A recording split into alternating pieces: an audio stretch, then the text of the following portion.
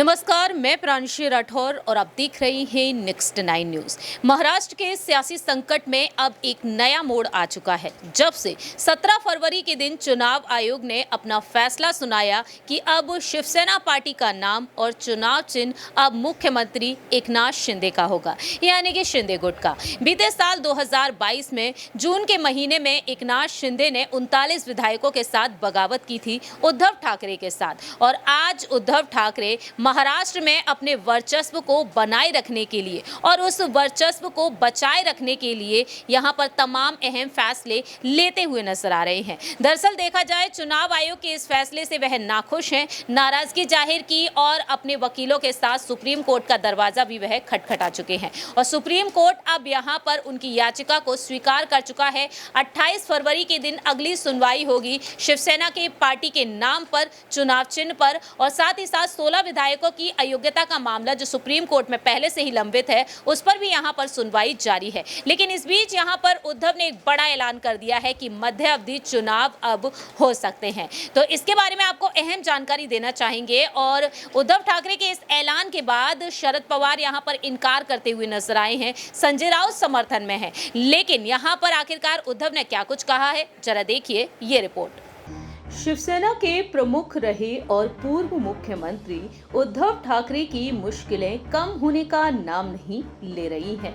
महाराष्ट्र के सियासी संकट से आप सभी बखूबी वाकिफ हैं कि बीते साल उद्धव ठाकरे ने जहां एक तरफ सीएम पद गंवा दिया, राज्य से उनकी सरकार गिर गई और मुख्यमंत्री बन गए उन्हीं की पार्टी के विधायक बगावत करने के बाद एकनाथ शिंदे, और आज एकनाथ शिंदे की सरकार है महाराष्ट्र में। और आज एकनाथ शिंदे ना सिर्फ मुख्यमंत्री हैं बल्कि शिवसेना के नए अध्यक्ष भी वह बन चुके हैं। एक एक करके शिवसेना की प्रॉपर्टीज पर वह कब्जा पाने के लिए यहाँ पर देखा जाए तो अहम रणनीतियां बना रहे हैं। इसी बीच देखा जाए तो सुप्रीम कोर्ट में 16 विधायकों की अयोग्यता पर मामला लंबित है।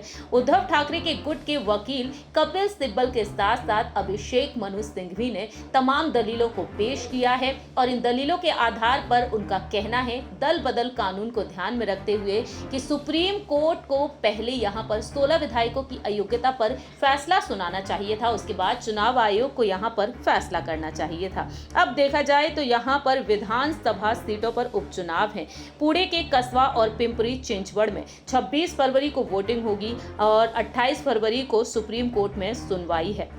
इसी बीच वीडियो कॉन्फ्रेंसिंग के जरिए उद्धव ठाकरे ने शिव सैनिकों को संबोधित कर दिया कि मध्य अवधि चुनाव की तैयारियां शुरू करें, और शरद पवार ने मध्य अवधि चुनाव की संभावनाओं से अब इनकार कर दिया। संजय राउत का कहना रहा कि उद्धव ठाकरे ने जो मध्य अवधि चुनाव होने की बात कही है वो तथ्यों पर आधारित है। फेसबुक पर लाइव आकर उन्होंने संबोधन दिया। उनका कहना रहा कि पूरी संभावना है कि सुप्रीम कोर्ट अपने फैसले में एकनाथ शिंदे और उनके समर्थक 16 विधायकों की विधायकी को डिस्क्वालीफाई कर दे। इससे शिंदे की सरकार अल्पमत में आ जाएगी और विधानसभा के बजट सत्र के बाद महाराष्ट्र में मध्य अवधि चुनाव का ऐलान हो जाएगा। फेसबुक लाइव के जरिए महाराष्ट्र के पुणे के कसबा सीट पर कांग्रेस उम्मीदवार और चिंचवड़ सीट पर एनसीपी के उम्मीदवार के समर्थन में कार्यकर्ताओं को संबोधित किया उद्धव ने। उनका कहना रहा कि आप एकनाथ शिंदे के समर्थक अपने चोरी किए गए धनुष बाण को लेकर आ जाएं, अपनी मशाल चुनाव चिन्ह को लेकर आते हैं। आज कसबा में कांग्रेस और चिंचवड़ में एनसीपी के उम्मीदवार को जीत दिलानी होगी।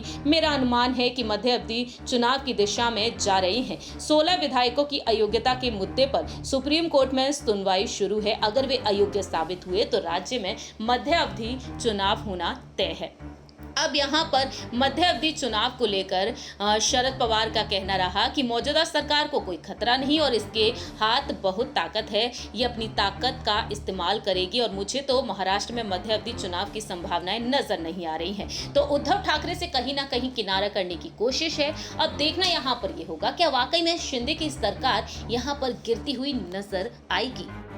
जैसा कि आप सभी ने देखा जाना इस रिपोर्ट को, और इस रिपोर्ट के बाद हम यहाँ पर जानकारी लेना चाहेंगे हमारे सहयोगी दीपक से कि आखिरकार उनका क्या कुछ कहना है, क्योंकि देखा जाए तो अब सुप्रीम कोर्ट के मामले पर यहाँ पर अब क्या कुछ विचार विमर्श किया जा सकता है, इस पर अगर रुख किया जाए तो यहाँ पर अब मध्य अवधि चुनाव को लेकर बात शुरू हो चुकी है। तो दीपक, आप भी जानते हैं कि अगर मध्य अवधि चुनाव हुए, सरकार अल्पमत में गई, 16 विधायकों की अयोग्यता पर सुप्रीम कोर्ट ने फैसला सुनाया, तो मध्य अवधि चुनाव में आखिरकार आपको जीत किसकी लगती है, जिस तरीके से ठाकरे गुट ने जो ऐलान किया है? देखिए, अगर यहाँ पर गौर करें शरद पवार के बयान की ओर, तो उन्होंने साफ कहा कि मध्य अवधि जैसे चुनाव की कोई भी माहौल नहीं बनना है, क्योंकि सबसे पहली बात तो सुप्रीम कोर्ट का फैसला इतनी आसानी से नहीं आ जाएगा, उसमें भी काफ़ी समय लगेगा। जैसा कि एक विधायक ने भी बात कही थी, अगर कोर्ट का फैसला आज नहीं आता है, सालों तक नहीं आता है, तो क्या शिवसेना किसी की होगी नहीं? शिवसेना क्या फ्रीज रहेगी? तो उनका सीधा सीधा इशारा था कि हो सकता है कि अगले कुछ चुनावों तक सुप्रीम कोर्ट का फैसला ना आए, और अगर आ भी जाता है तो जो कुछ शिवसेना का फैसला यहाँ पर लिया, पहली बात तो यहाँ पर कपिल सिब्बल बार बार ये कह रहे थे कि इन्होंने दल बदला, इन्होंने दल बदला,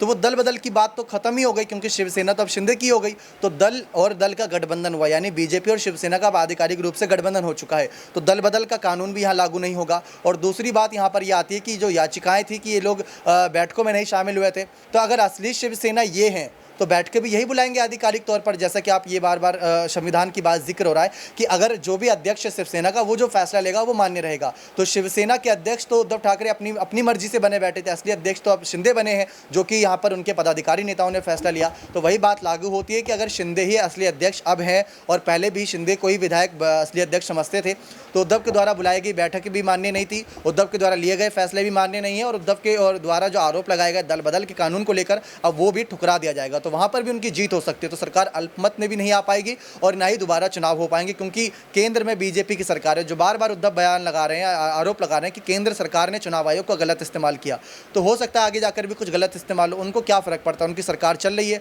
और सरकार आगे चलाने के लिए भी वो ऐसे फैसले ले ही सकते हैं। जाहिर सी बात है, कहीं ना कहीं शरद पवार यहाँ पर स्थिति को भांपते हुए नजर आए, उसे देखते हुए वह साफ तौर पर कह चुके हैं कि सरकार यहाँ पर शायद ही गिरती हुई नजर आए।